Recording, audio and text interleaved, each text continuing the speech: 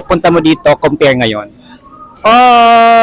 Mas maraming tao ngayon kaysa sa dati kasi mas nakitaan ng mga tao kung gaano kaganda yung Boracay talaga. Pero masaya pa rin. Kapag nagta-travel si Sir Kyle, ano ba yung mga piniprepare mo bago ka mag-travel or pupunta sa isang lugar?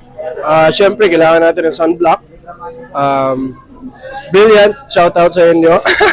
Siyempre, swimming shorts. Maraming mga top.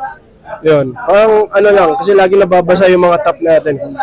Yun. So yun yung parang tips mo sa mga travelers natin out there. Siguro, yeah. Pero pack light kasi alam ko, mapapabili din naman kayo ng mga gamit. So, Do you think Boracay Island is a bit crowded or overcrowded para sa iyo? para sa akin, yeah, I'll be honest. Oo. Medyo dumami na yung tao sa liit ng isla.